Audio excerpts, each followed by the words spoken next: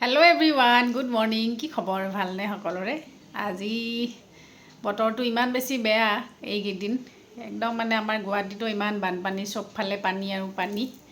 আৰু আমাৰ আয়ুষিকো এতিয়া থৈ আহিলোঁ গৈ পেলাই স্কুলত। আৰু এতিয়া বাজিছে 11টা আৰু বাজিবৰ হৈছে। আজি কি বনাওঁ তাকে ভাবি আছোঁ।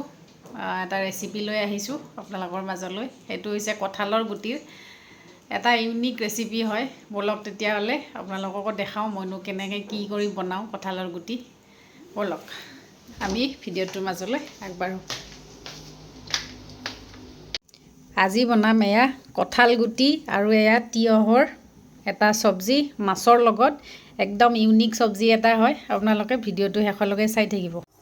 এয়া প্ৰথমতে মই এতিয়া কঁঠালৰ গুটিখিনিৰ বাকলিখিনি ধুনীয়াকৈ এনেকৈ গুচাই ল'ম।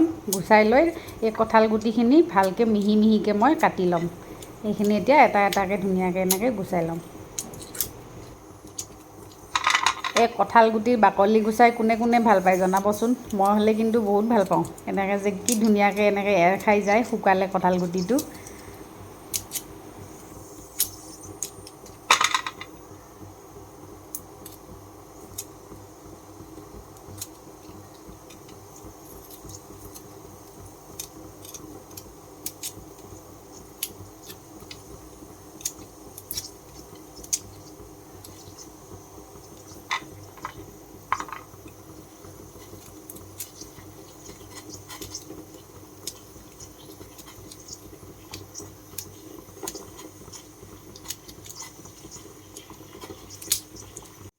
আৰু এয়া মই তিয়হ দুটা লৈছোঁ। এই তিয়হ দুটাৰো বাকলিখিনি গুচাই ল'ম। তিয়হৰ বাকলিটো নুগুচালেও হয়, এনেকৈ ৰাখিও বনাব পাৰি চব্জিকণ, কিন্তু মই আজি গুচাই লৈছোঁ।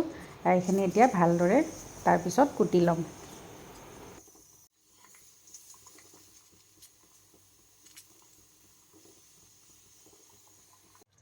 এয়া চাওক, মই তিয়হখিনিও এনেকৈ ধুনীয়াকৈ মিহি মিহিকৈ কুটি ল'লোঁ। আৰু এয়া কঁঠাল গুটিখিনি চাওকচোন, এনেকৈ দীঘল দীঘলকৈ যেনেকৈ ইচ্ছা তেনেকৈ মিহিকৈ কুটি ল'লে হ'ল। এতিয়া আহক আমি নেক্সট প্ৰচেছটোলৈ আগবাঢ়োঁ। এতিয়া কেৰাহীত এয়া মিঠাতেল দি দিছোঁ। এইখিনি ভালদৰে গৰম হ'ব দিম। তাৰপিছত মই ইয়াতে মাছখিনি ফ্ৰাই কৰি ল'ম।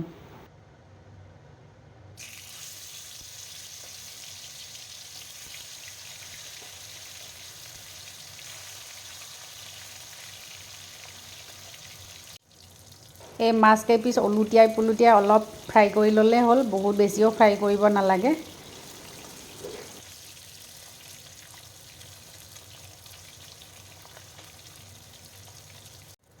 এয়া চাওক, আমাৰ মাছ কেইটুকুৰা ধুনীয়াকৈ ফ্ৰাই হৈ গৈছে। আৰু এইখিনি মই এতিয়া নমাই ৰাখিম।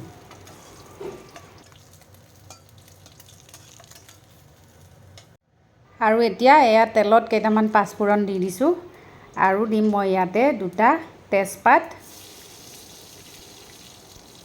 এইখিনি অকণমান গৰম হ'ব দিছোঁ। আৰু এতিয়া মই ইয়াতে দি দিছোঁ আদা নহৰু খুন্দিলোঁ। আৰু এইখিনি ভালদৰে ভাজি ল'ম।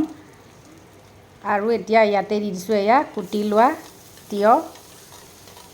আৰু তিয়হৰ লগত একেলগে মই এয়া কঁঠাল গুটিখিনিও দি দিছোঁ। দি পেলাই এতিয়া মই এইখিনি অকণমান লৰাই দিম। এইখিনি বেছি ভাজিব নালাগে, যিহেতু মই ইয়াৰে খাৰ বনাম। এইখিনি অকণমান লৰাই দিছোঁ।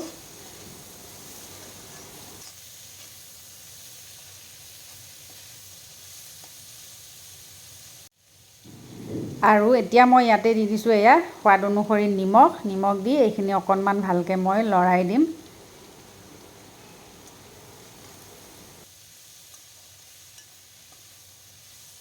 আৰু এয়া দি দিছোঁ মই কলৰ খাৰ।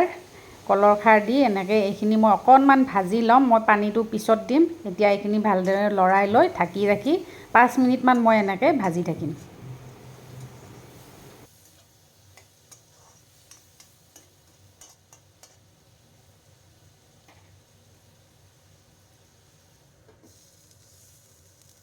এয়া চাওকচোন, খাৰ দিয়াৰ লগে লগে মই ঢাকি ৰাখিছিলোঁ, কি ধুনীয়াকৈ গলি গৈছে আমাৰ কঁঠাল গুটি আৰু তিয়হ। আৰু এইখিনি ভজা হৈ গৈছে। মই এতিয়া ইয়াতে গৰম পানী দি দিম।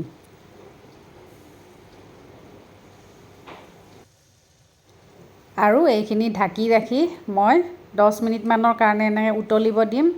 তাৰপিছত মই ইয়াতে মাছ দি দিম।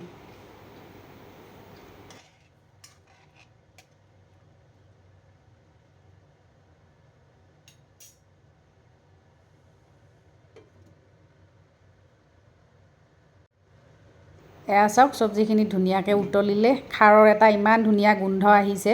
আৰু এতিয়া মই ইয়াতে দি দিলোঁ এয়া ফ্ৰাই কৰি লোৱা মাছ, আৰু এই মাছখিনি দিও মই এইখিনি অকণমান পানীখিনি শুকাবৰ কাৰণে দিম। এইখিনি অকণমান আৰু মই ঢাকি ৰাখিম 5 মিনিটমানৰ কাৰণে। এইখিনি আৰু মই এনেকৈ থৈ দিম। মাছখিনি দি মই এনেকৈ 10 মিনিটমান এনেকৈ উতলাই লৈছোঁ ধুনীয়াকৈ। আৰু চাওকচোন পানীখিনিও শুকাই গৈছে, আধা হৈ গৈছে, আৰু এইখিনি আমাৰ নমাব পৰা হৈ গৈছে। যিহেতু মই খাৰ বনাইছোঁ সেইটো কাৰণে মই হালধি ব্যৱহাৰ কৰা নাই, সেইকাৰণে চব্জিখন অকণমান বগা হৈ আছে, কিন্তু মানে খাবলৈ কিন্তু বহুত ধুনীয়া হয়। আপোনালোকেও এনেকৈ এবাৰ বনাই চাবচোন, কঁঠাল গুটিৰ এনেকৈ খাৰৰ চব্জি।